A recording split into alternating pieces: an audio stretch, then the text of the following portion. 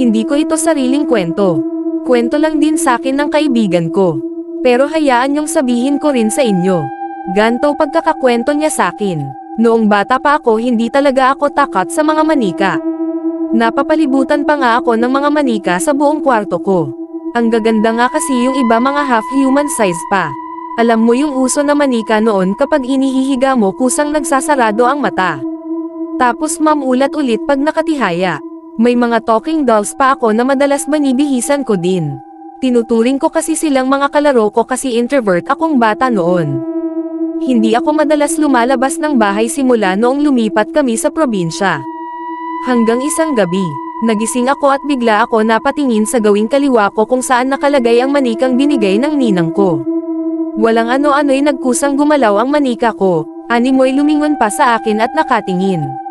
Sa sobrang takot ko itinapon ko sa labas ang manika kasabay ang rumagasang buhos ng ulan. Hinayaan kong maanod ito sa baha upang hindi ko na makita pa. Hanggang sa marinig ko ang langit-ngit ng pintuan.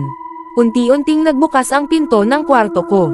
Laking gulat ko nang makita kong nakasilip ang manika na itinapon ko kanina. Galit na galit itong akmang susugod sa akin.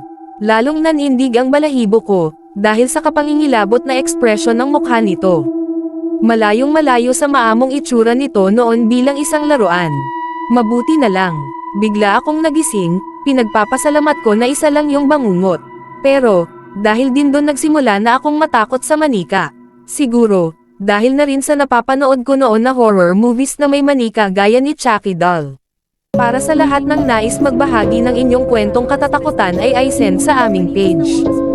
For more katatakutan stories, please like and follow our page. Thank you ka KS.